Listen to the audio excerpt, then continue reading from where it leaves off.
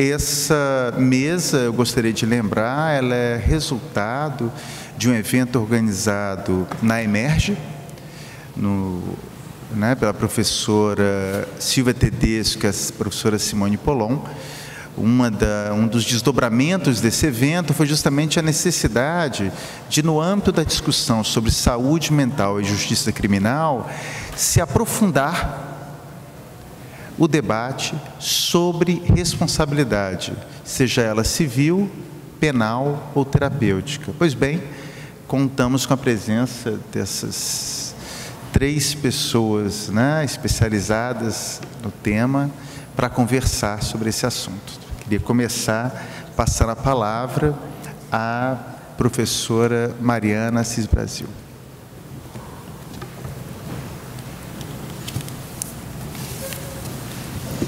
Boa tarde a todas e todos.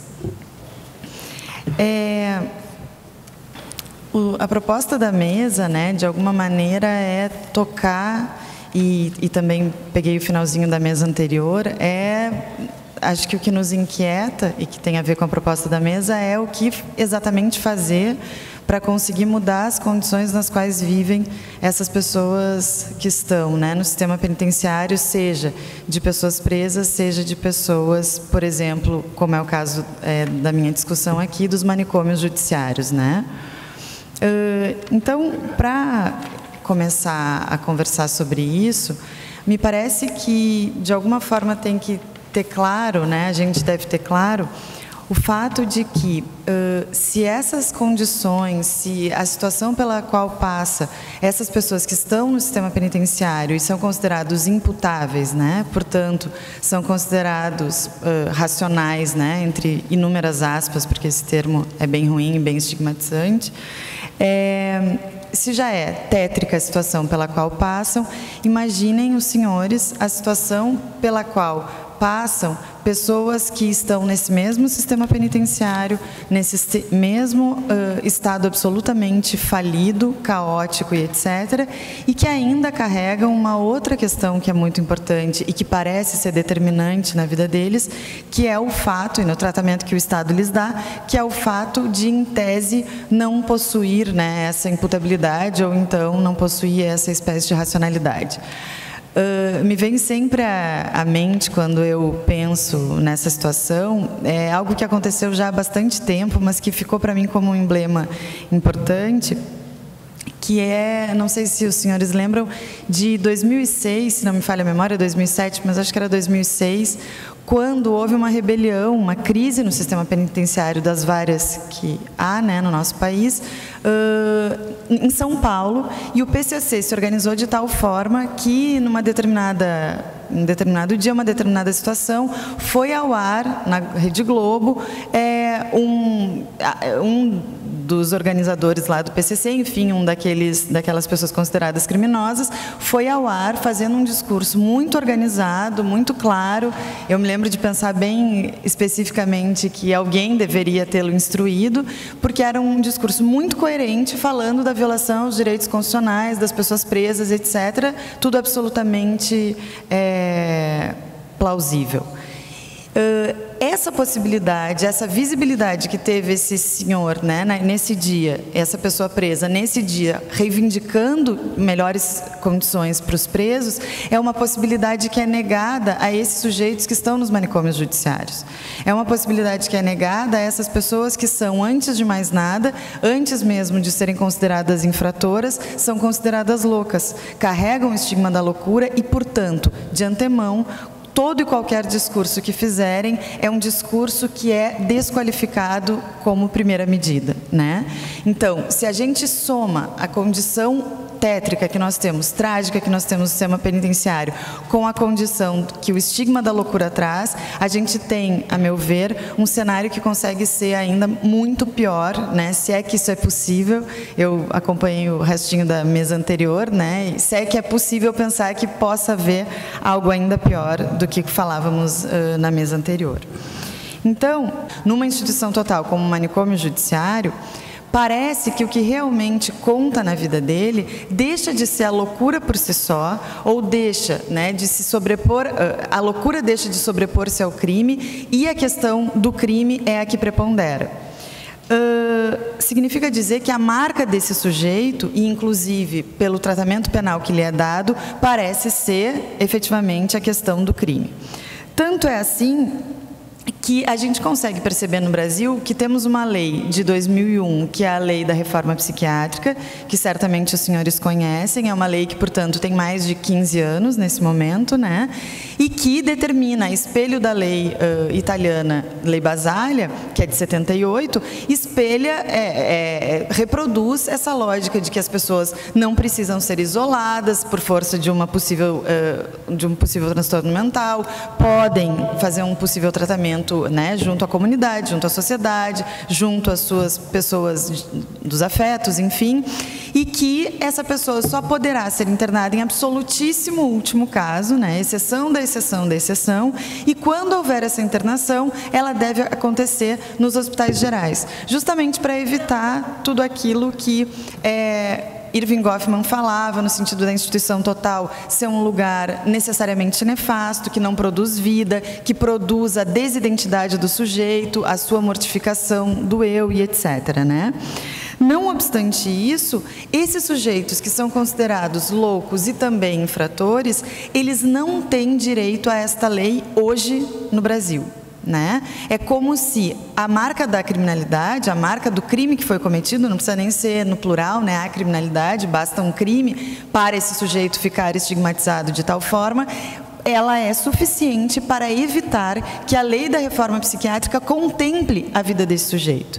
Significa dizer, ele deixa de ter direito a uma lei de saúde pública, como todas as outras pessoas consideradas loucas e que não têm um problema com a justiça criminal, e este sujeito passa imediatamente a ser tratado como um preso, como outro qualquer. O que é um paradoxo em si mesmo, né? Porque em tese, a gente tem um sujeito que não sabia, a gente poderia passar todo um seminário discutindo isso, né? Mas em tese não sabia o que estava fazendo no momento do delito. O outro que sabia o que estava fazendo e por isso é considerado pelo direito penal imputável, portanto, né, pode ser destinatário da lei penal, este tem progressão de regime, livramento condicional, este vai sair, né, se for crime comum em 1/6, ele tem direito a progredir e, portanto, sai do regime fechado e assim por diante. Ao passo que, para esse mesmo sujeito que foi considerado louco infrator, a Constituição Federal nada refere acerca das suas garantias, né, o que é absolutamente absurdo. Significa dizer, por exemplo, então, que é como se a lei da reforma psiquiátrica simplesmente não fizesse eco no campo da medida de segurança, né? Simplesmente não fizesse eco no campo do direito penal. Tanto é assim que, se a gente vai olhar os manuais de direito penal, por exemplo, me perdoem o exemplo super simplório, mas é que me parece esse um símbolo importante, os autores de direito penal, em geral, salvo 1, 2 ou 3 que a gente tenha no país, quando tratam de medida de segurança, que é um tema de direito penal, que todo tratado, todo manual de direito penal vai falar, em geral, simplesmente não referem à questão da reforma psiquiátrica. E isso é absurdo na medida em que, por exemplo, a lei da reforma psiquiátrica é uma lei, tal qual o Código Penal, como os senhores sabem, e, portanto, há quem defenda, e esse me parece um argumento muito relevante, que a lei da reforma psiquiátrica estaria revogando o Código Penal naquilo que toca à saúde mental, né? Naquilo que toca a pessoas com transtorno ou sofrimento mental. Então, quer dizer, como é possível que nós simplesmente excluamos esse grupo de pessoas de serem contempladas pela lei da reforma? Isso é tão verdadeiro, né? Isso é tão nítido, que a gente tem inúmeros dados do DEPEN, por exemplo, né? Vocês sabem que os dados no Brasil, infelizmente, são muito escassos, mas as últimas pesquisas do DEPEN demonstram que não houve diminuição de internação por medida de segurança, que não há uma alteração, né, uma alternância da internação pela medida de segurança ambulatorial, que seria uma possibilidade muito mais em consonância com a reforma psiquiátrica. A gente sabe que os programas, salvo algumas iniciativas muito interessantes no país, né? Formalmente, por exemplo, os mais tradicionais, o PAILI e o PAIPJ, que são programas para a pessoa cumprir a medida de segurança fora da clausura da instituição total, né? E outras ainda normativas que chamam a atenção e que pedem, solicitam, inclusive uma delas do Ministério Público Federal, né? Pedindo que a lei da reforma seja seguida no campo da medida de segurança. Isso tudo dá indícios bem evidentes de que a gente não tem definitivamente essa preocupação no campo do direito penal, como se efetivamente se tratasse de uma outra espécie de pessoa, né? E eu não posso deixar de referir o fato de que na pesquisa do meu doutorado, e é por isso que esse tema é trabalhado por mim, porque foi tema da minha pesquisa do doutorado, lá no Rio Grande do Sul ainda, eu tive a oportunidade de realizar o doutorado sanduíche na Itália, conto sempre isso, porque isso foi muito determinante no meu olhar sobre essa questão. Chego na Itália, que não é a primeira experiência, mas é das mais importantes, né, de reforma psiquiátrica, por força de Basaglia, né, e todos os professores que o ajudaram, enfim, toda a repercussão que houve, para descobrir como, afinal de contas, se faz para fechar os manicômios judiciários e qual não é a minha surpresa quando eu descubro que, apesar da lei da reforma italiana ser de 78, e isso era 2013, 2014, havia ainda em pleno funcionamento na Itália 6 manicômios judiciários.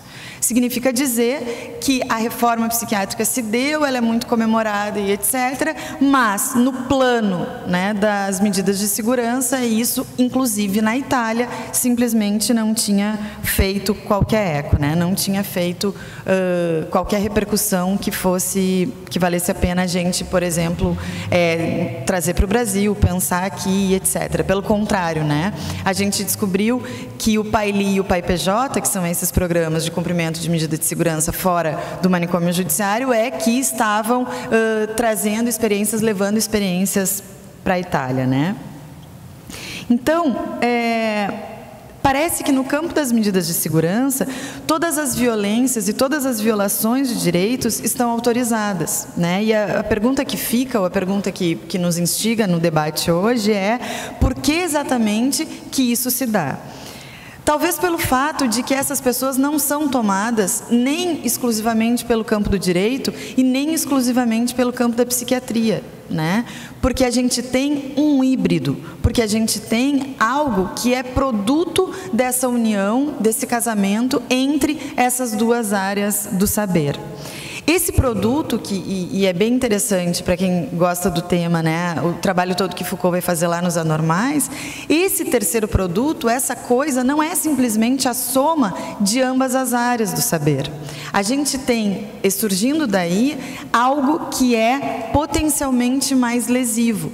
E é muito óbvio o motivo, porque nós não temos uma prática ou mesmo uma teoria que está estritamente pensada dentro do campo do direito ou estritamente pensada dentro do campo da psiquiatria ou da psicologia mais ortodoxa, né, com um olhar psiquiátrico. Da psiquiatria ortodoxa.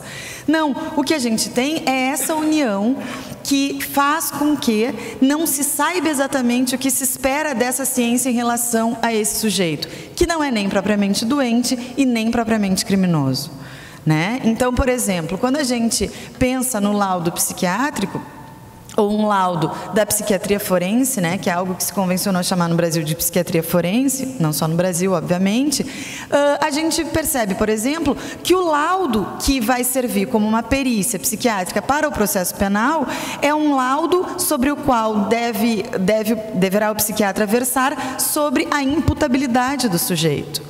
Pergunto, como é possível para o psiquiatra versar sobre um conceito estritamente jurídico, como a imputabilidade, né?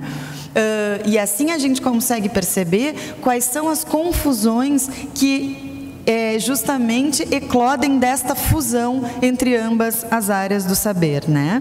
Significa dizer, portanto, que há uma violência que eclode daí, violência essa que ninguém sabe bem como alocar e como conter. para discutir um pouquinho com vocês essa imagem, me perdoem aqueles que já ouviram eu trazer esse exemplo, mas eu trago um exemplo que eu chamei de um paciente, que eu chamei de João, do manicômio judiciário ainda em Porto Alegre, Instituto Psiquiátrico Forense Maurício Cardoso, e que era um paciente que chamou muito a minha atenção pelo fato de que ele estava internado desde março de 97, isso era 2015, desde março de 97 no manicômio judiciário, e ele havia sido indultado, portanto, o direito havia dito, né, para ele que não tinha mais nada que fazer por ele, porque uma forma de extinção da punibilidade é o indulto, como os senhores sabem. Ele tinha sido indultado em 2011. O juiz que havia assumido a vara de execuções criminais era um juiz extremamente progressista, que estava muito interessado em fazer, né, uma prática de acordo com a lei da reforma e estava interessado em desinternar esse sujeito, como vários outros, e, portanto, disse que João, né, recebia o indulto, independentemente dessa questão da periculosidade, que também daria outro seminário a gente discuti-la. Não obstante isso, a equipe de funcionários, né, de psiquiatras, psicólogos, etc., seguia dizendo que era muito importante para João que ele permanecesse ligado, vinculado ao manicômio judiciário. Ele teve a aproximação de uma irmã que desejou fazer contato e se pensou construir uma possibilidade dele ser, né, ser levado pela irmã e viver com ela e tal.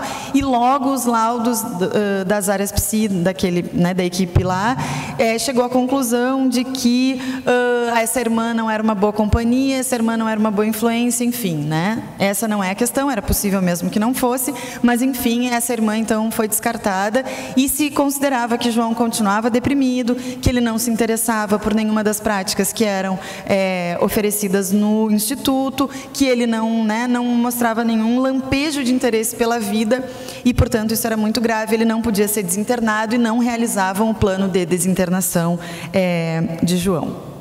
Qual não foi a minha surpresa, e é a partir disso que eu quero falar um pouquinho sobre a questão da responsabilidade jurídica, qual não foi a minha surpresa quando, num dos últimos laudos a que eu tive acesso, desse processo todo de João, referia a psicóloga exatamente o seguinte: por outro lado, em 2013, João também se engajou em atividades laborais no Instituto, trabalhando na rouparia da Unidade B, local o qual permanece até o momento, função que lhe proporcionou um sentido de vida, gostando muito desta tarefa. O problema não está, senhores, obviamente, em João gostar da tarefa.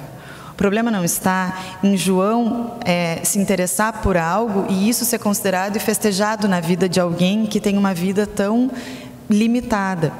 O problema está no fato de que essa característica, esse novo impulso de João, que poderia ser tomado como algo que é trazido para a sua vida, como então uma possibilidade de a gente abrir as portas de saída para João do manicômio, isso é tomado como algo agora mais fundamental, como um argumento ainda mais potente para manter João dentro da instituição psiquiátrica. Significa dizer que João, diferente, por exemplo, desse senhor que fazia o manifesto lá do PCC que eu trouxe no início, João serve a dois senhores, se me perdoam a forma tão simples de dizer.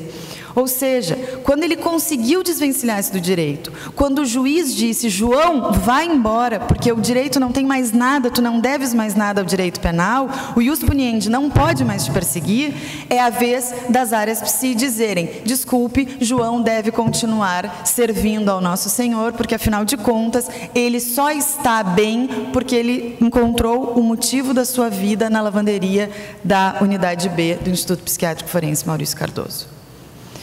Esse é um problema radical e que me parece que é algo a ser tomado no sentido de nós realmente precisarmos abrir as portas de saída. Como fazer para que João consiga sair desse labirinto que é trazido pela união dessas áreas na sua vertente ortodoxa, obviamente. João precisa se esforçar duplamente, então, né?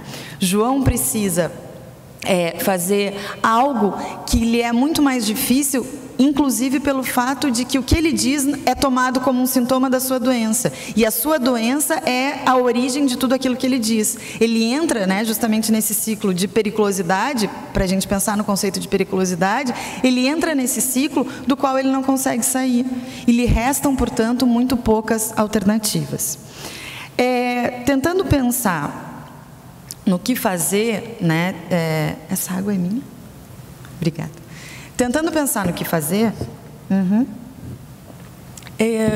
eu trago no trabalho algumas alternativas, assim, a minha formação em Direito toda ela, mas o doutorado foi na Psicologia Social da Universidade Federal do Rio Grande do Sul.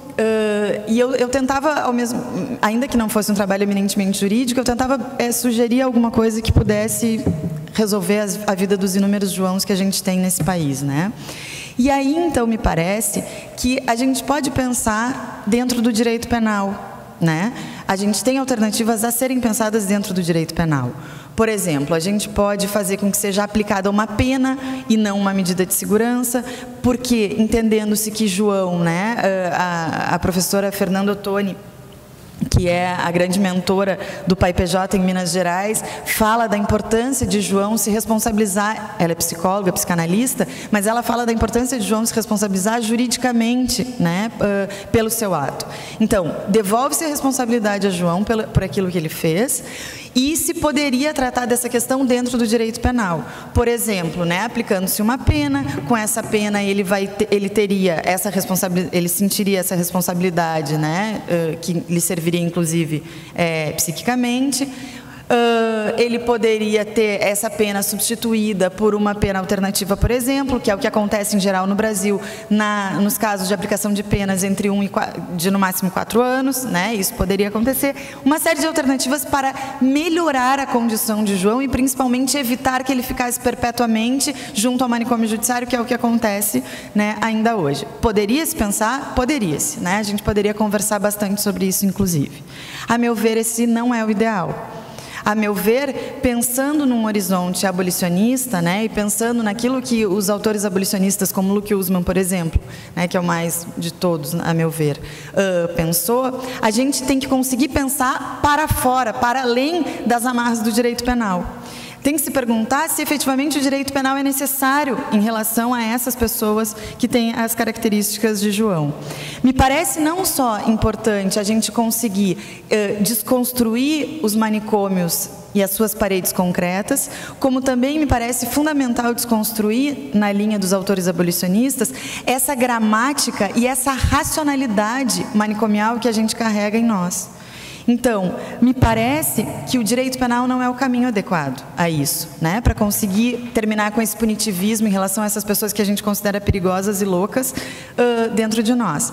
Significa dizer, portanto, que talvez a possibilidade de uma responsabilidade jurídica fora do direito penal seja o mais interessante, se nós continuarmos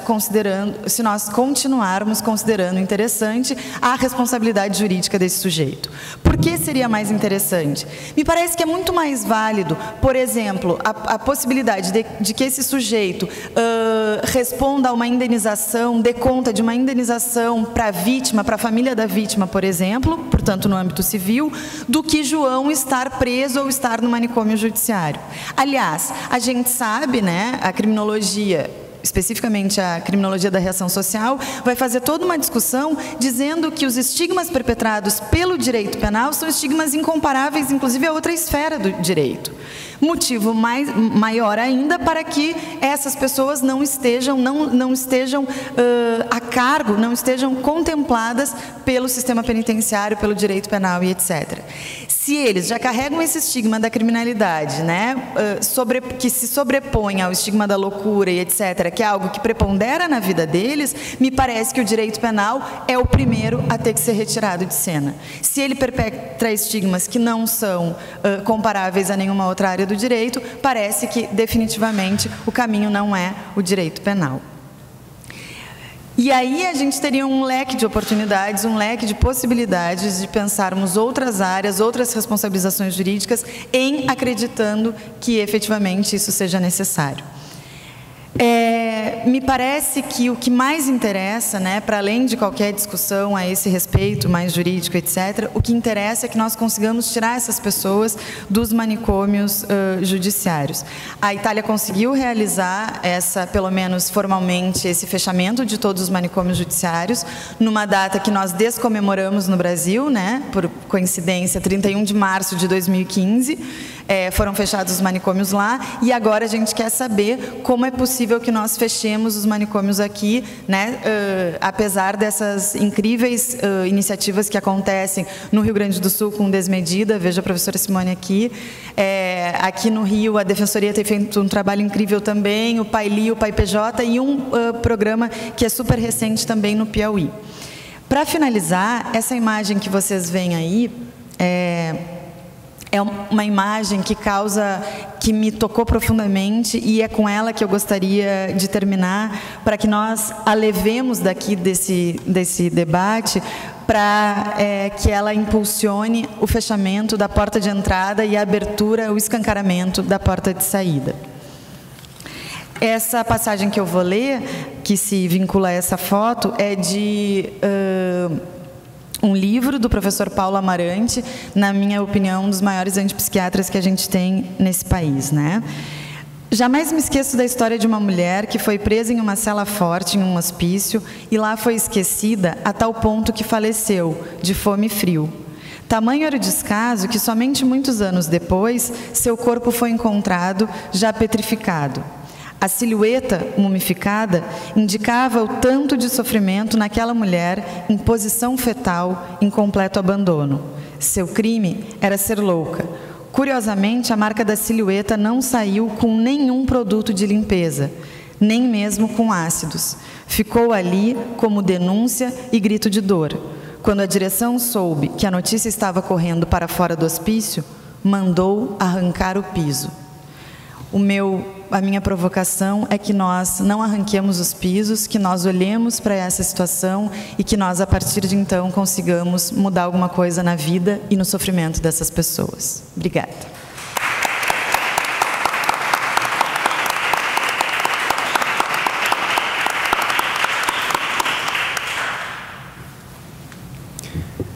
Obrigado, Mariana. Gostaria de passar a palavra agora à professora Renata Costa Moura. Sim, obrigada a todos, obrigada aos que estão presentes aqui ouvindo, nesse mutirão, como eu costumo dizer, né? Não é simples a gente juntar gente de 10 estados e realmente fazer algo no sentido de que não se enclausure na academia, né? E que se possa realmente estar afetados pelas vidas, né?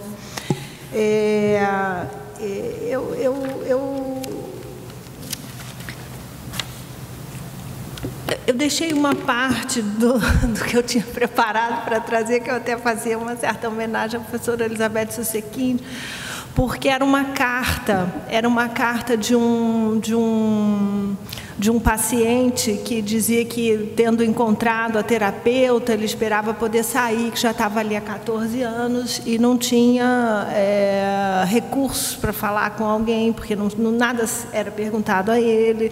Ele falava com as palavras dele, né? É uma pena que a carta não está aqui. Então eu ia começar com essa fala desse paciente, né, que se diz sem condições justamente de pleitear alguma coisa para ele, de falar sobre a situação dele, né? E para dar o início, né, eu vou fazer alguns pontos para marcar, né, o que eu quero dizer, inicialmente trazendo uma fala do Lacan, no texto dele da introdução das funções da psicanálise em criminologia, que ele diz que não há nenhum crime, nem um criminoso que possa ser pensado sem o referencial da lei que o encobre, né?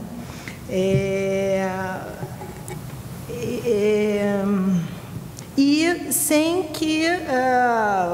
que essa lei também não se faça exercer por rituais e formas de passar ao ato, essa resposta social a um ato que é considerado como transgressivo, né?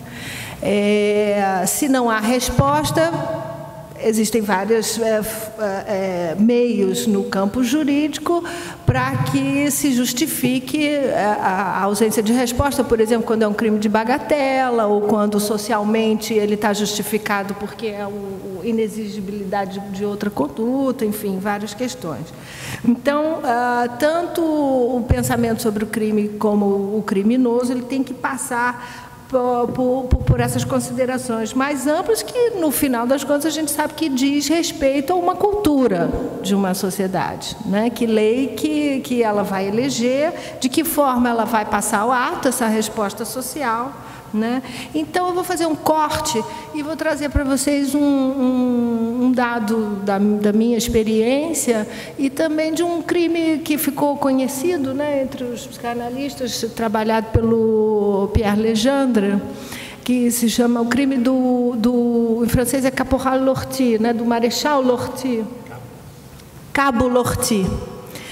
Ele entra no oh, meu Deus, me corrija porque já tem um tempo que ele entra em Toronto, né, que isso acontece. Ele entra no Canadá, em Toronto. Ele entra no Tribunal de Justiça, passa pelos corredores, dá uns tiros, né, e tenta dá uns tiros assim, meio terroristicamente. E a tentativa dele é de atingir o presidente do tribunal, né?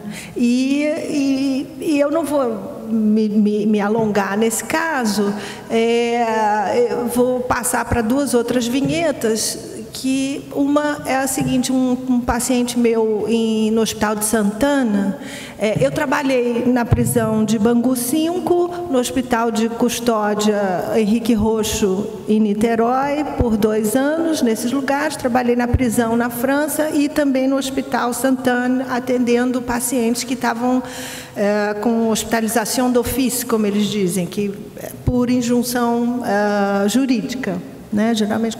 Então, tinha um paciente que ele era psicótico, estava em Santana e estava cumprindo uma resposta ao direito, e ele dizia: o Código Penal é minha Bíblia, né? E uma aluna minha do Espírito Santo também deu um testemunho similar sobre um dos pacientes dela do Hospital do Adalto Botelho, do EAC, a Raquel, no sentido de dizer que também tinha um paciente que andava com um Código Penal e civil debaixo do braço, né? E querendo se colocar ali: onde é que eu estou? Quando é que eu vou sair? O que está acontecendo, né? E esse meu paciente, ele explicitamente disse: o Código Penal é minha Bíblia. Né? Ele quebrava vidros de padaria, de farmácia, ele inventava coisas também nesse sentido.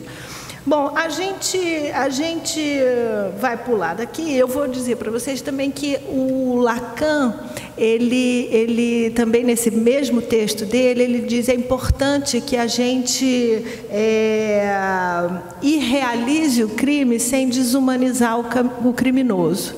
E realizar o crime passa por um trabalho de discernimento da lógica que tem, que subjaz aquele ato, né? Também, né? Assim, a literatura do crime, né, e estudiosos clínicos que lidaram com isso, é possível perceber entre os atos um rigor, né? Mesmo em atos em que os crimes são considerados do isso, né?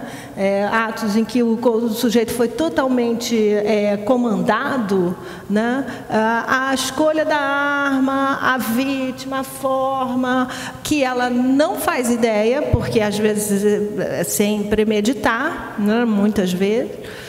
E depois,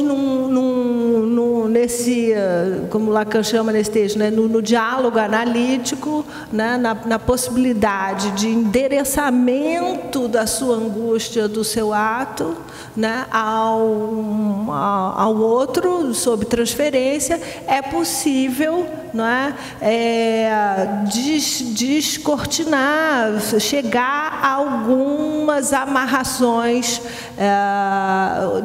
mesmo de uma constelação, vamos dizer, simbólica, no entanto, no real do ato, do qual o sujeito está apartado.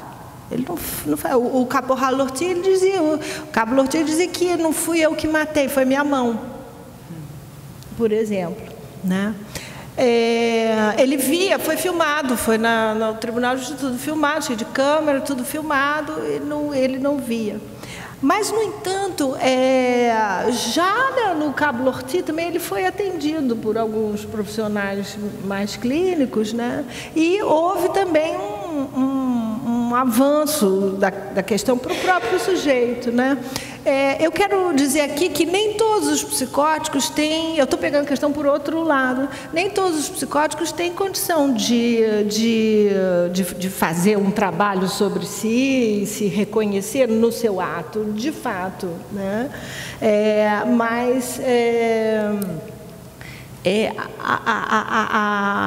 O mutismo do sujeito e o sequestro da palavra do sujeito, que é o que acontece nos dias atuais, tem efeitos mortíferos para o sujeito, né? Se na possibilidade de um endereçamento transferencial e da construção de uma palavra sobre o seu ato, sobre si próprio, ele puder falar, certamente isso tem efeitos clínicos sobre o sujeito muito grandes, né?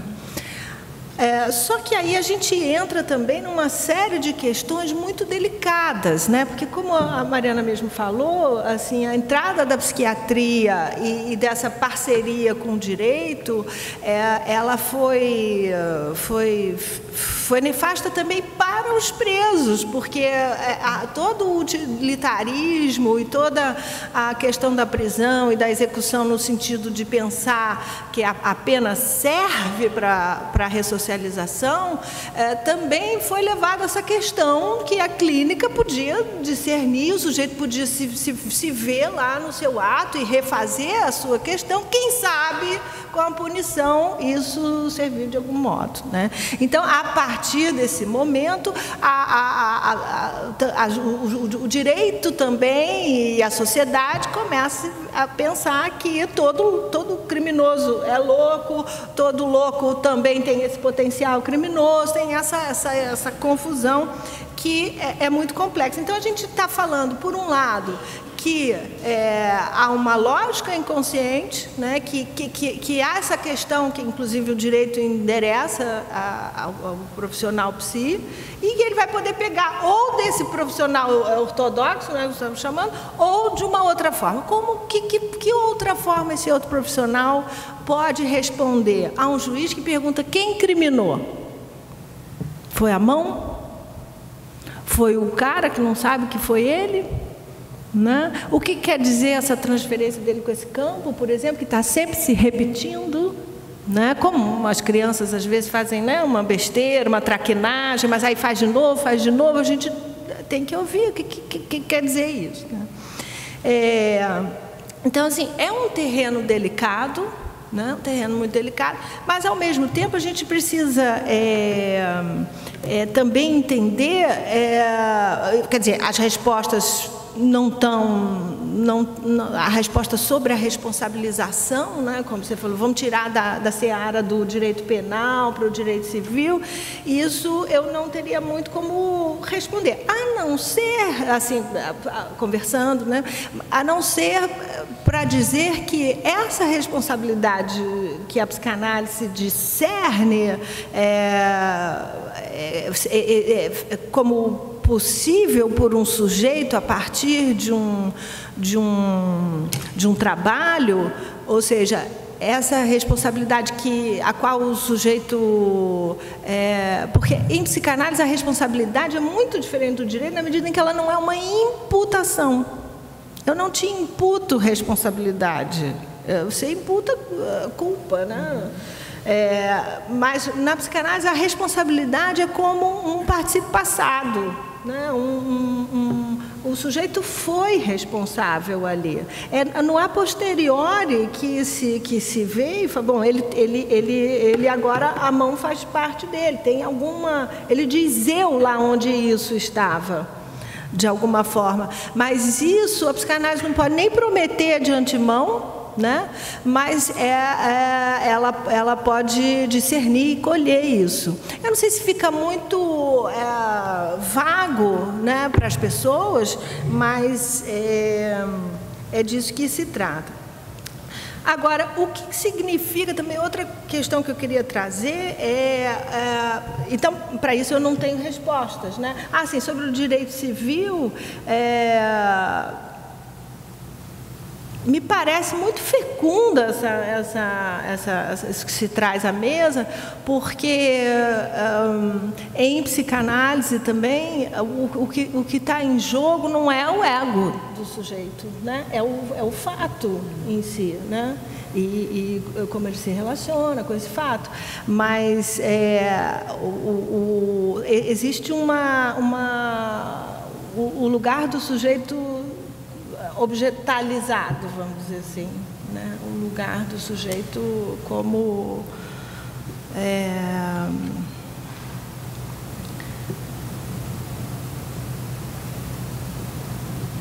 Bom, isso era para responder a questão da responsabilidade civil, que é bem complexa, mas que guarda assim grandes possibilidades de exploração com o campo da psicanálise, né?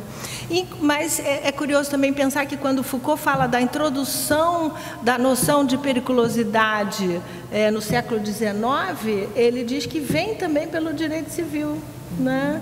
É curioso pensar isso. Eles tentam, eles encontram isso primeiro está no Dia dos Escritos 5. Bom, então o que eu queria marcar também era no sentido de, bom, então como é que isso se ocorre hoje? Que chance o sujeito tem de ter algum acesso ao seu próprio ato, vindo do outro, por exemplo? Que chance existe de introduzir aquele sujeito na comunidade dos homens? Porque Agostinho dizia, tem os oprimidos e tem os que nem estão no jogo, que nem trabalham para ser oprimidos, né? Da mesma forma,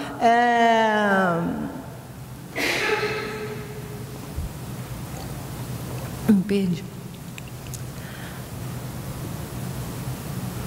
Esses sujeitos, eles também, sem condição de ter uma palavra, né, sem circular uma palavra, sim, porque eles não são nem os oprimidos, guarda essa semelhança, porque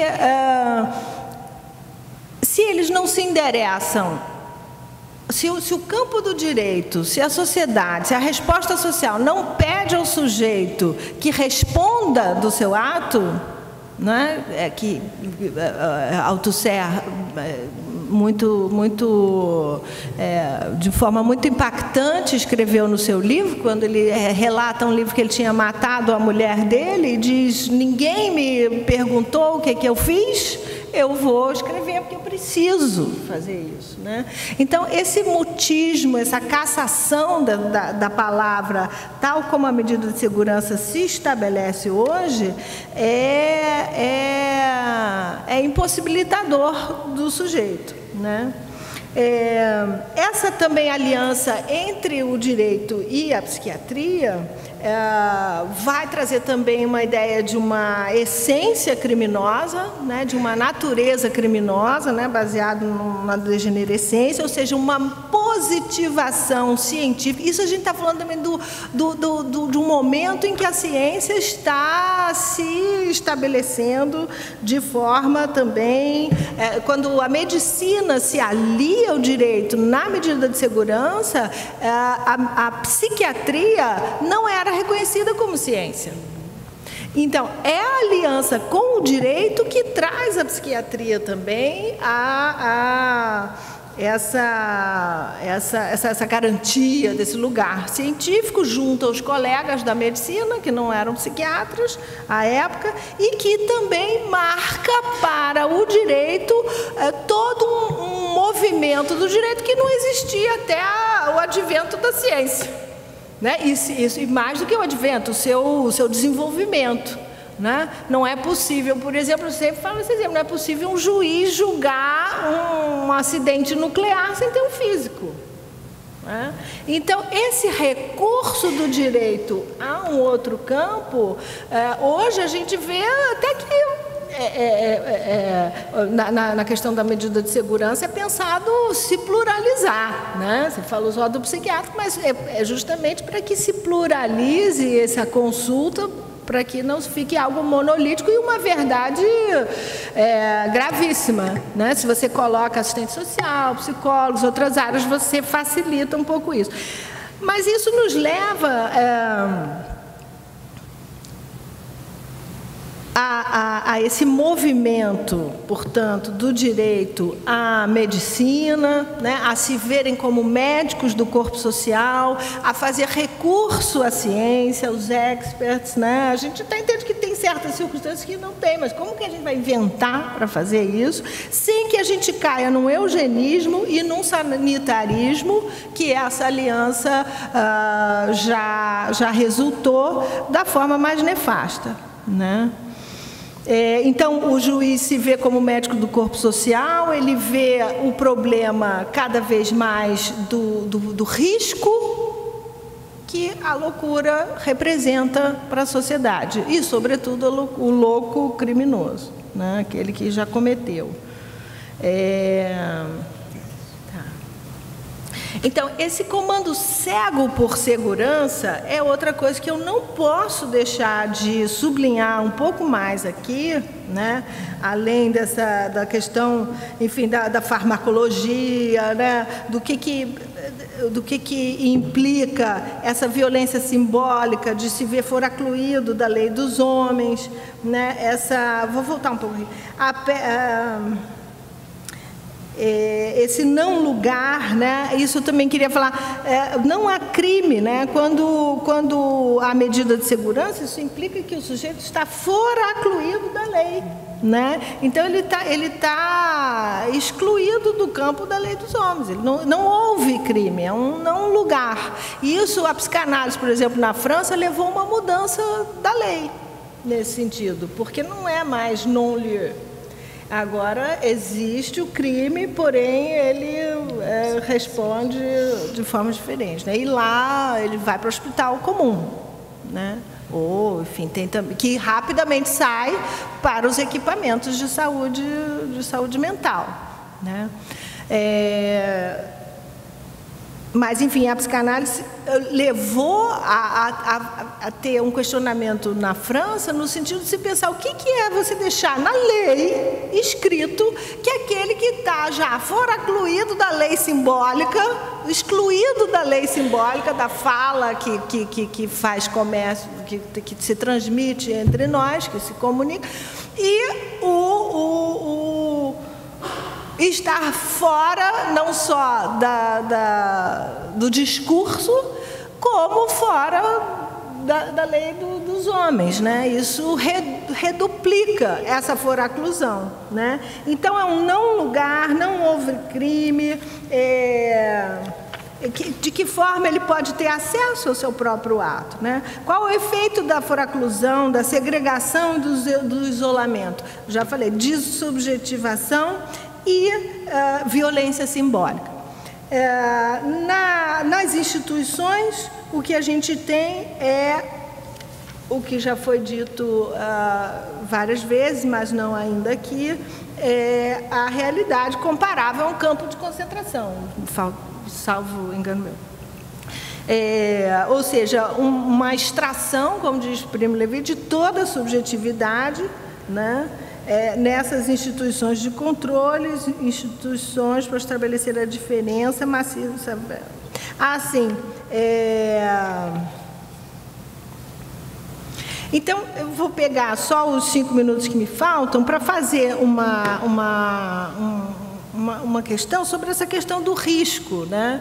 E eu vou também dizer, não posso deixar de dizer, que assim, o espanto para mim, a gente olha a posteriori, né, e pensa, né, como que nasceu essa pesquisa ainda antes de eu ser pesquisadora, né, como que nasce uma interrogação para mim, ela nasce do fato de que no meu país eu descubro que o Estado, que devia ser responsável, devia ser, se responsabilizar pela vigência da lei, na verdade torturava nos seus porões e que isso não era dito. Então, essa realidade, né, que a gente ainda não esgotou, eu acho que a Ângela falou, né, ou a gente lambe, como é que você falou? As nossas feridas da ditadura, né, ou esse recalcado vai ficar, né, à mostra e a gente não vai se repetir.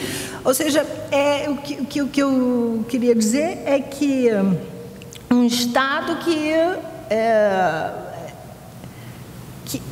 é completamente contraditório e que me faz, então, pensar, a partir da clínica do crime, o que é um ato perverso, né?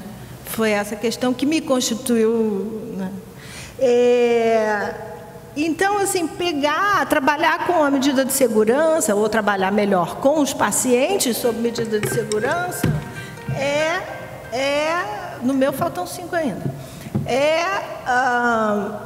trabalhar exatamente, me parece cada vez mais, eu me espanto, né, com o nó dessa questão que a gente vive do risco, né, que para autores como Agamben ou o brilhante jurista francês que eu estou me dedicando a traduzir, Denis Salas, dizem que, né, demonstram que a policialização da sociedade, inclusive da justiça, né, dos operadores de justiça que se sentem numa missão policialesca, né, de garantia da segurança social, de garantia do zero risco, isso faz parte também de toda uma outra pesquisa, né, que se tem no campo e que também já percorremos, no sentido de pensar o que é essa experiência da responsabilidade de uma dada época e que se reduz à noção de risco, né? E como ela surge até aí também é uma outra questão, né? Porque a gente poderia ver em Nietzsche, por exemplo, sim, o homem moderno padece, né, de muito sangue que correu para que o homem fosse capaz de responder pelas promessas. Ele compara com o imperativo categórico, né? O homem poder se responder pelo futuro, se engajar no futuro, mas no início, na origem etimológica, o Nietzsche vai dizer é o homem que é responsável, ele se coloca esse encargo, esse peso, responsabilidade é um peso, é um encargo, a partir de outro e diante de um outro. É uma resposta que se dá por um outro, a origem etimológica é sponsors, ou seja, o esponsal, o noivo, né? O esponsal que se responsabiliza pelo outro diante de um outro, né? O Estado, por exemplo, até o século XVI era pensado como soberano, ou a passagem, né, para o Estado depois da monarquia, mas é pensado como justamente aquele que é responsável pelos seus súditos e que não vai agir com perversão, né? E isso se constrói na medida em que também a ciência se alia à produção e ao capital, né? Então, essa é toda uma outra articulação que eu não vou apresentar, porque a gente nem tem tempo, mas a questão do risco implica também numa promessa, né? Eu posso prometer que não haverá risco. Começa com os empregados das fábricas que não vão cortar os dedos, ou que eu me responsabilizo, o síndico de um prédio, e passa para uma injunção de responsabilidade plena, e é sempre nessa visibilidade que a ciência dá, que não é furada, né? Ela não mostra à ciência os seus limites. A ciência tende ao ilimitado, né? No sentido de que nós podemos cada vez viver mais, podemos trocar a cor do olho, podemos ter a pele maravilhosa, quer dizer, os engenhos que a ciência produz levam a essa invisibilidade da falta.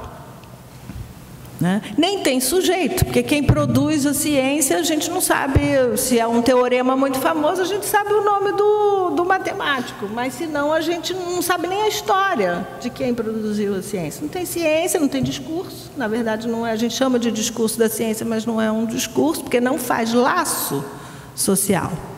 Então, assim, só para concluir, é isso, essa aliança da ciência com o capital, no sentido de produzir uma verdade maciça, uma injunção de plenitude, de ausência de risco, né? E a resposta segregativa.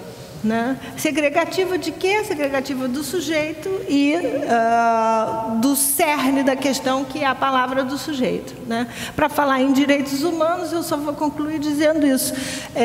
O direito à palavra talvez possa ser considerado como o direito mais elementar humano.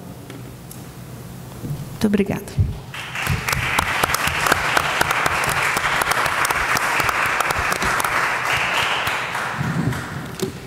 Obrigado, Renata. Gostaria de passar a palavra ao psicanalista Romildo Barros. Boa tarde. Eu queria, antes de tudo, agradecer o convite, em particular a minha amiga Renata, que entrou em contato comigo para me convidar. E faz umas 3 semanas. E de lá para cá, é claro que eu fiquei me perguntando o que é que a psicanálise tem a dizer sobre essa palavra gigantesca que é a responsabilidade. Quer dizer, uma palavra, eu fui ver, uma palavra relativamente nova, recente, ela apareceu por volta do século XVIII, mas desde então ela se amplia e hoje é muito difícil você falar sobre a responsabilidade no geral. Essa dificuldade, eu imagino que nós todos experimentamos, e querendo ou não é preciso fazer uma triagem e escolher. Então peguei a pergunta mais simples possível: o que é que se pode entender por responsabilidade a partir da prática da psicanálise. Mas antes eu dei uma olhada mais geral e vi, por exemplo, que no dicionário de filosofia muito conhecido do Nicola Abbagnano, existem, dentro do verbete responsabilidade, existem várias definições. Como todo dicionário de filosofia, ele pega vários autores, mas tem um que eu tenho a impressão que é dele próprio, porque abre o verbete e que é extremamente simples a definição, mas eu devo confessar que me encantou.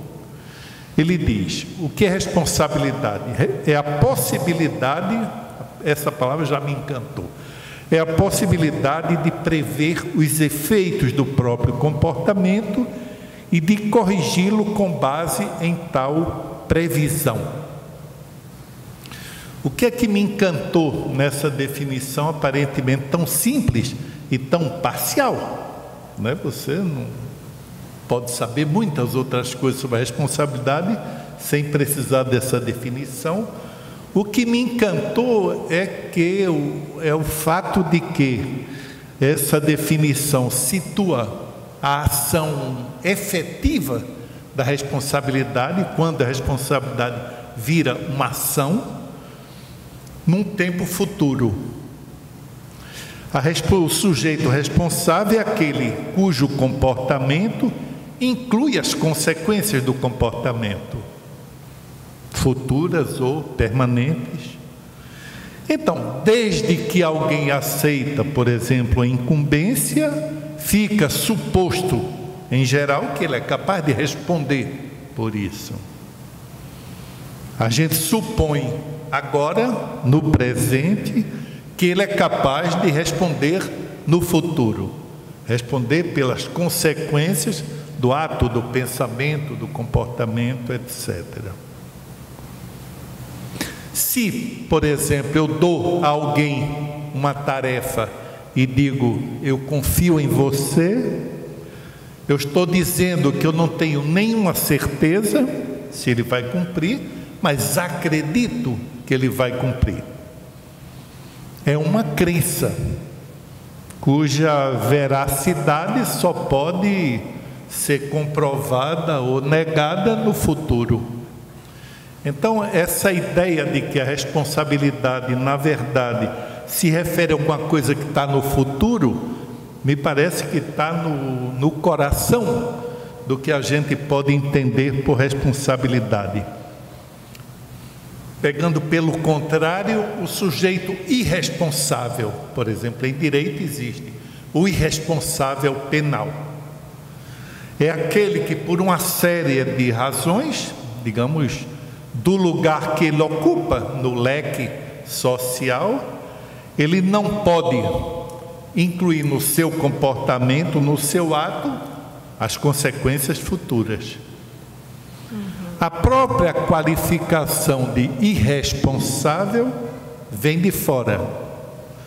O mesmo sujeito que não pode responder pelas consequências do seu comportamento, ele próprio não pode tampouco escolher ou se dizer ou se qualificar de responsável ou irresponsável.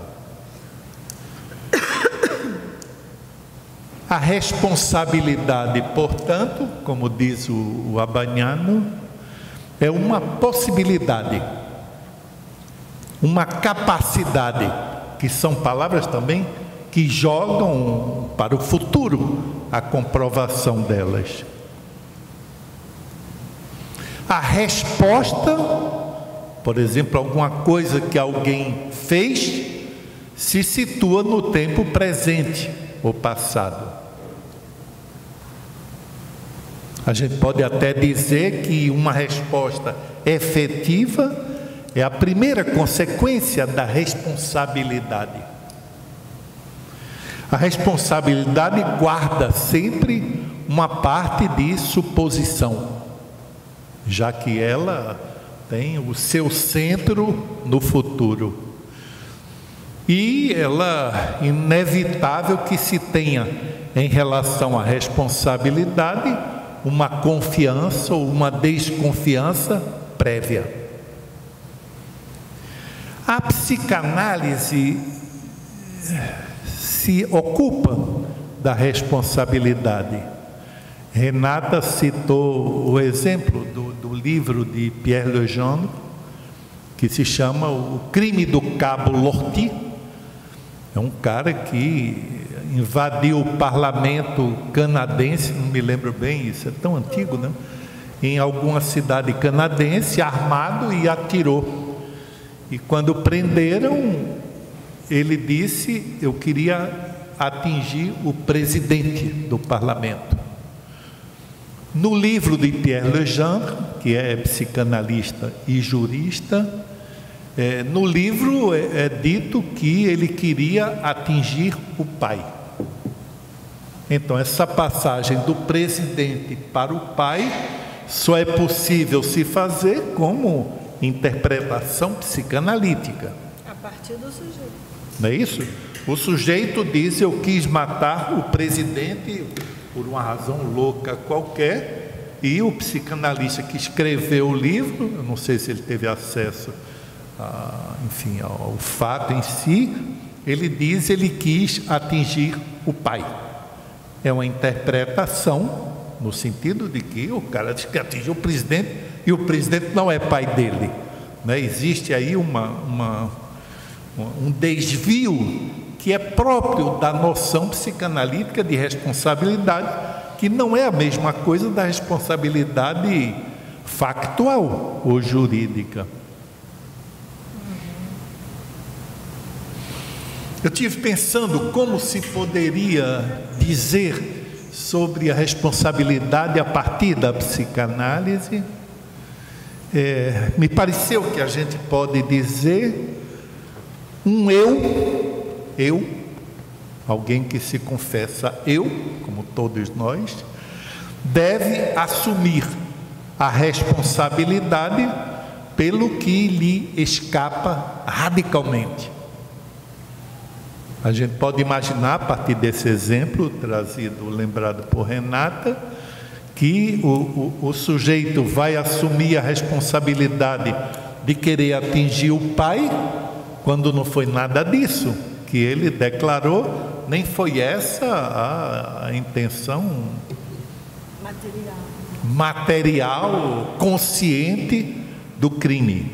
Então existe necessariamente um desvio no próprio conceito de responsabilidade, desde que ele passa a ser visto pela psicanálise, que não é uma filosofia, mas que é uma prática, além de produzir doutrina e pensamento. Antes de tudo, a psicanálise é uma prática. Então é nessa prática que a noção de responsabilidade vai aparecer em psicanálise da maneira mais imprevista. Eu arriscaria dizer que em psicanálise aparece a responsabilidade quando é possível, pelo fato do próprio tratamento, haver uma separação entre culpa e responsabilidade. A culpa, ao contrário do que se pode pensar, ela impede o sujeito de responder pelo seu ato. É por isso que Freud dizia mais ou menos que a culpa é uma espécie de angústia, não é? E todo mundo aqui já teve angústia, sabe que é alguma coisa que não permite nem que se pense, nem que se resolva nada, e no nosso caso aqui, no nosso assunto, não permite que se responda por nada, não é? Então existe praticamente, clinicamente, uma separação entre culpa e responsabilidade. Isso torna possível que o sujeito passe a falar, ele também, não só o psicanalista, mas ele também, a partir desse desvio até conceitual que é próprio do dispositivo psicanalítico. Então, quando alguém trabalha na cumieira dessas duas dimensões, jurídica e psicanalítica, de fato existe uma dificuldade inicial que vai tendo que ser aplainada. Eu citaria aqui Mariana citou, e eu lembraria da minha amiga Fernanda Ottoni, de Minas Gerais, que de fato faz um trabalho corajosíssimo. Eu me lembro de ter tido conversas com ela antes dela montar esse serviço, eu não sei há quantos anos, há 20 anos atrás, talvez, e me lembro bem, foi o que me marcou nesses encontros com Fernanda, de que esse serviço só foi possível que havia nela uma coragem que nenhum argumento derrubava. Então eu me lembro bem que eu dizia: mas você quer curar criminoso com psicanálise? Não, uma linguagem mais provocadora, e Fernanda completamente à vontade, levou o projeto dela para frente, e é um projeto que deu certo, teve prêmio internacional, teve uma porção de coisa. Então seria muito interessante, eu não sei se ela escreveu muito, Fernanda, acho que não, muito. Seria interessante ver nos textos de Fernanda como é que, dentre outras, como é que essa contradição, vamos chamar assim, ou essa diferença radical que existe entre a noção de responsabilidade para o jurista, ou, enfim, para o campo da justiça e para a psicanálise, como é que essa diferença, que é radical, ela chega a ponto de, ao invés de impedir, facilitar e promover um trabalho conjunto. De qualquer forma, por exemplo, como é que alguém pode se responsabilizar por um sonho? Que é um dado cotidiano da prática psicanalítica. Como é que alguém pode se responsabilizar por um ato falho, por um lapso? Eu estou me lembrando de um paciente de Freud que foi para um enterro de um conhecido e de um amigo, pois isso não é tão raro assim, e se aproximou da viúva e disse: minhas felicitações, ao invés de meus pêsames. Quer dizer, como se vai chegar a qualquer noção razoável da responsabilidade se ele disser: eu quis dizer meus pêsames? O psicanalista vai dizer: mas não disse. Você quis dizer, mas não disse. Então existe aí uma transformação da noção de responsabilidade, mas se mantém esse mesmo caráter temporal da responsabilidade, no sentido de que é uma noção que impele ao futuro, ela diz respeito ao futuro. É alguma coisa, se meu uso do termo aristotélico está correto, é alguma coisa em potência a responsabilidade.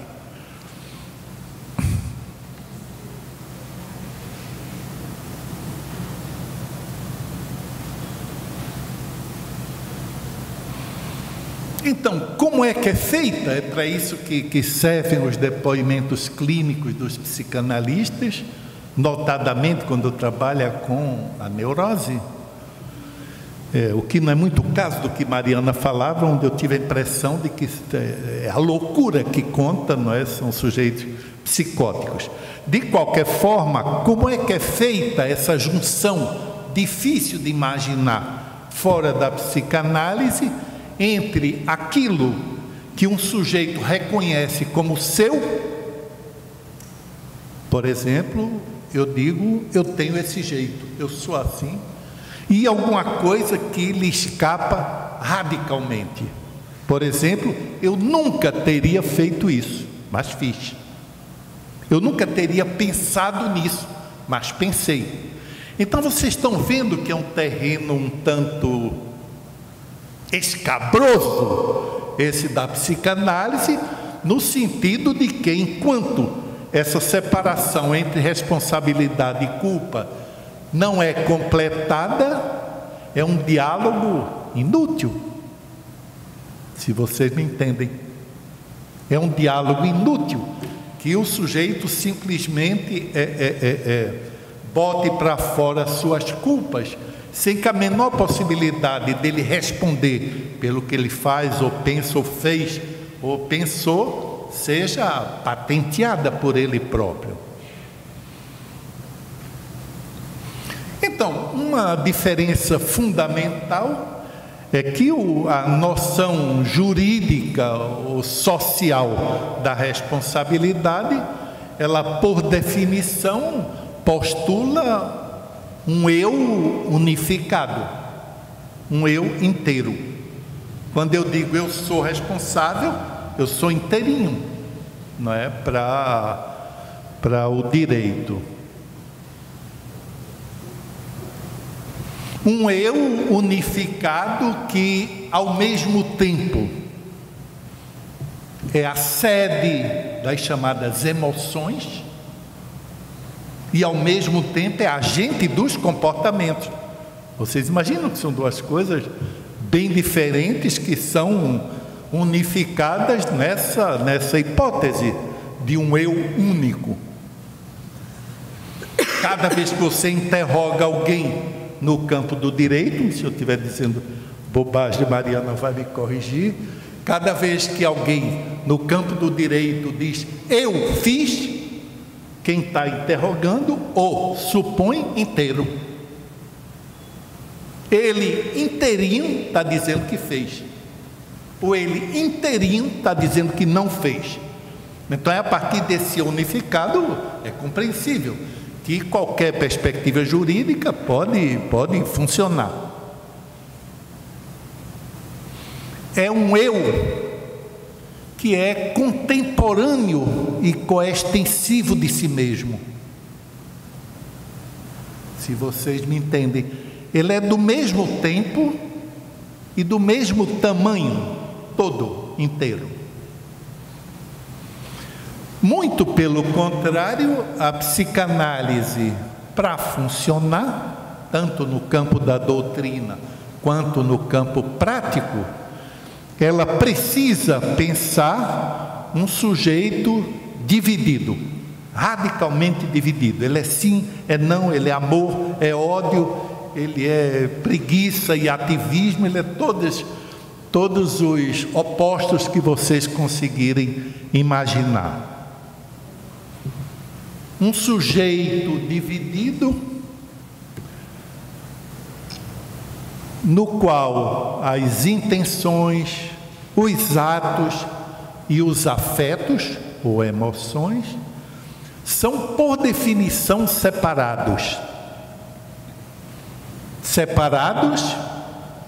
e situados em tempos diversos. Vocês imaginam a loucura?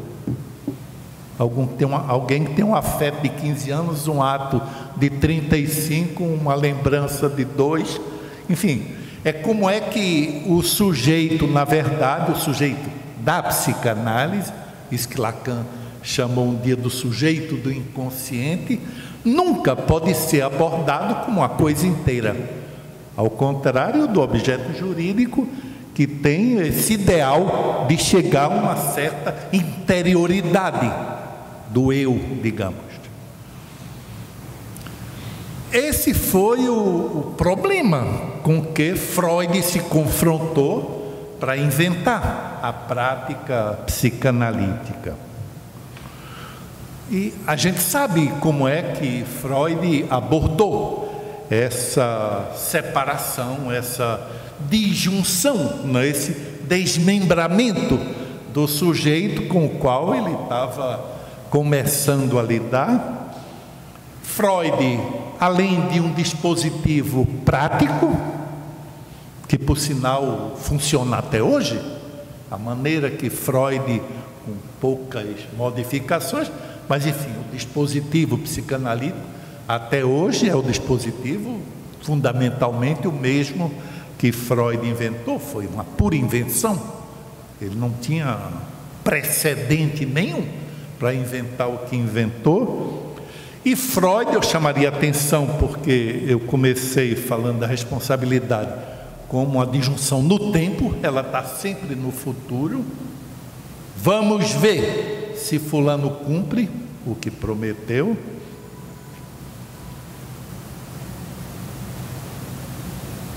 Freud inventou um tempo próprio, que é uma espécie, não é muito fácil definir, é um futuro contido no passado. Essa é a função do passado para Freud. Não é tanto, como se pensa às vezes, reconstituir a história do sujeito, mas saber nesse passado onde é que está o futuro. Essa é um tempo que foi Freud que inventou. Esse tempo não existia, apesar de haver um correspondente na gramática. Eu fui procurar em português, na gramática nossa, isso é um tempo verbal que se chama futuro do presente composto. isso terá acontecido. Né? O passado do qual trata a psicanálise é um passado que não houve necessariamente, mas que terá havido. Então vocês estão vendo a função ou a finalidade da responsabilização daquilo que escapa, é que o sujeito vai inclusive ser levado a se responsabilizar por coisa que pode ser que não tenha acontecido. Em Freud, essa é a função da fantasia, que Freud descobre, apesar dele mesmo, né, era um homem de uma grande honestidade intelectual, como a gente chama.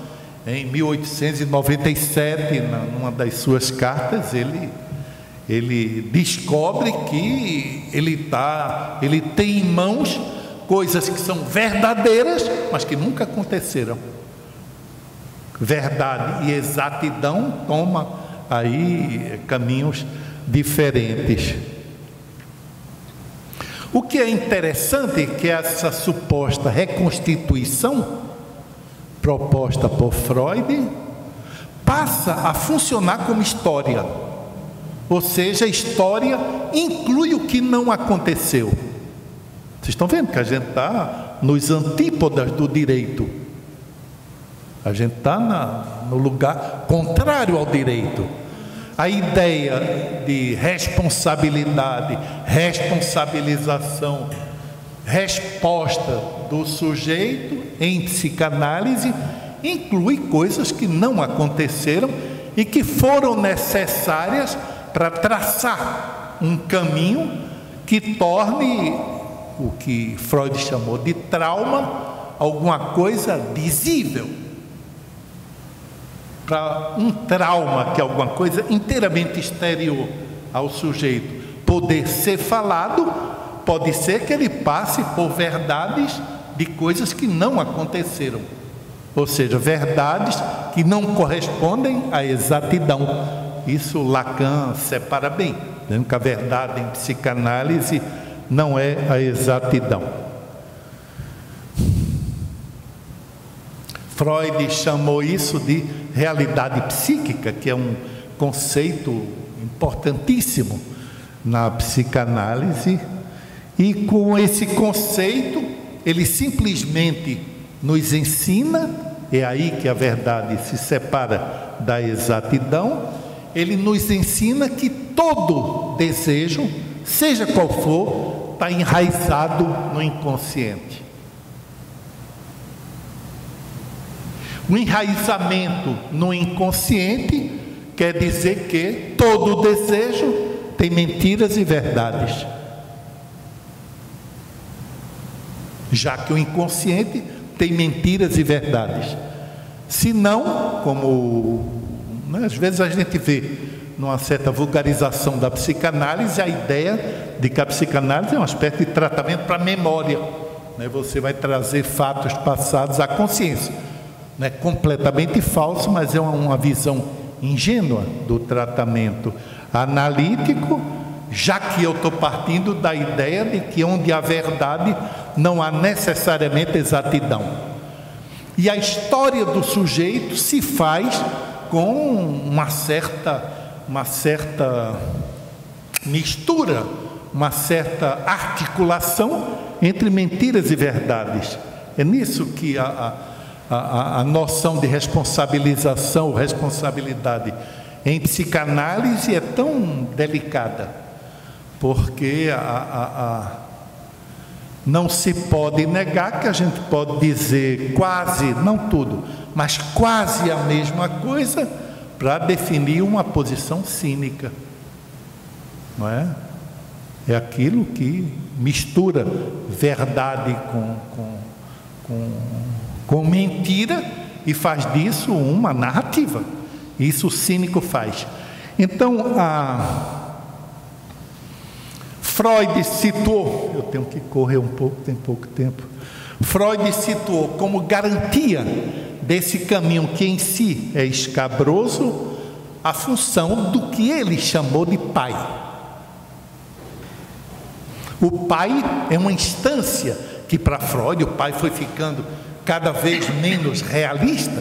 Para Freud, no começo ele falava do pai ser o fulano de tal, depois passou a ser, e com Lacan se distanciou mais ainda, com Lacan ele passou a ser um sintoma do sujeito, mas o pai é aquele que dá uma certa garantia à responsabilidade do sujeito, não é?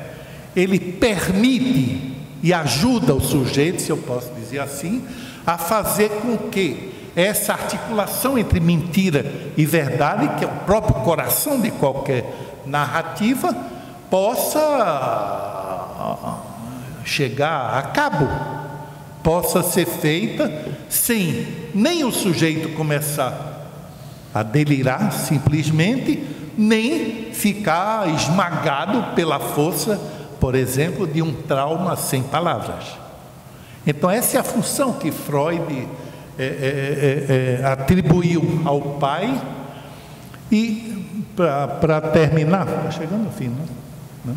Para terminar, eu teria mais outras coisas aqui, mas enfim, para terminar, eu diria que um problema essencial, grave para a psicanálise hoje, é que o pai não está mais dando conta. Não existe a função paterna, isso é a experiência de qualquer um de vocês, na família, entre os amigos ou na profissão. O pai, como instância simbólica, como a gente chama, não está dando conta de segurar o sujeito, digamos, de fazer o sujeito suportar essa necessária articulação entre mentiras e verdades, que vão ser a história dele. Não só a história no sentido da narrativa, mas a sucessão, as tendências dos seus atos.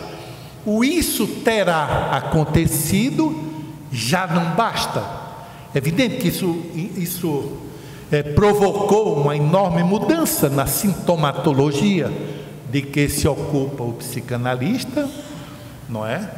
Mas mudou também a própria estrutura temporal. A mudança na estrutura temporal, isso a gente deve aos trabalhos de Lacan, é que os sintomas atualmente, ao invés de serem um buraco na narrativa da história do sujeito, ou seja, alguma coisa que seja amparada pela instância simbólica, que Freud chamava o pai, é sobretudo guiado pela contingência. A contingência na sintomatologia, que está cada vez mais se impondo, não só na clínica da psicanálise, no mundo, são atos e comportamentos, etc., que respondem muito mais a uma contingência do que a uma sequência histórica ou da lógica. A causa leva a uma consequência, que leva a uma nova causa, que leva a uma consequência, que é o tratamento tradicional da psicanálise. Então eu diria que tornar-se responsável pelo inconsciente, parece um absurdo dizer isso, tornar-se responsável pelo inconsciente, que a gente pode dizer é o objetivo ético da psicanálise desde sempre, significa cada vez mais hoje em dia tornar-se responsável pela contingência. Vocês estão vendo que não se está num terreno muito simples e muito fácil, uma vez que tornar-se responsável pela contingência se dá ao arrepio da história, da continuidade, da sequência, etc.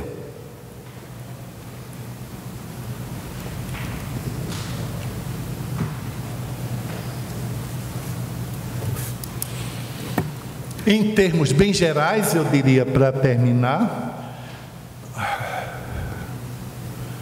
a nossa relação com o pai muda cada vez mais. A gente sabe, no pai de família, nossa relação com o pai de família, com nossos pais, mudou muito, mas além de tudo, a nossa relação com a função uma instância simbólica que para Freud era representada pelo pai, levou Lacan, um dos últimos seminários dele, seminário 23, chamado O Sintoma, a dizer: Freud, ele queria, enfim, dar prestígio ao nome do pai, né? Em outro trecho, Lacan diz: Freud queria salvar o pai, o que nos leva a pensar que o pai já estava, no tempo de Freud, batendo pino, já que o pai precisava do reforço freudiano. Lacan diz: a gente pode também dispensar o nome do pai com a condição de saber se servir dele, que é uma frase paradoxal, mas clinicamente muito justa. A gente aí, é evidente, esse é o desafio presente e próximo da psicanálise. A gente já não está mais no tempo da garantia paterna como condição necessária para a função simbólica, mas a gente vai, se eu posso dizer assim, pegar o pai onde for possível, e não naquilo que nossa genealogia ou nossa hereditariedade social permitia. Obrigado.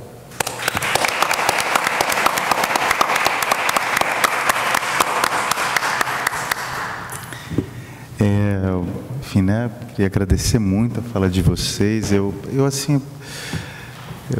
costumava me perguntar, né, quando eu atendia, né, na rede de saúde mental, se havia a possibilidade de ter uma liberdade sem responsabilidade, né? E, enfim, era uma pergunta que eu me fazia em diálogo com muitos trabalhos, né, da área psi e do próprio campo reformista, né? Ou seja, se a gente poderia só falar de uma possibilidade de liberdade sem levar em conta as responsabilidades que se colocam para ser livre, né? Mas ouvindo vocês, eu inverteria isso, né? Quer dizer, há a possibilidade de um processo de responsabilização das pessoas com transtorno mental em conflito com a lei, sem um cuidado em liberdade, né?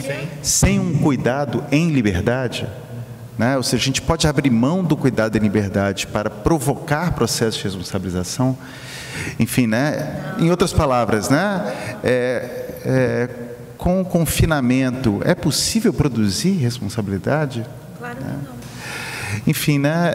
Eu tenho certeza que vocês também têm outras questões, né? E eu acho que... Como?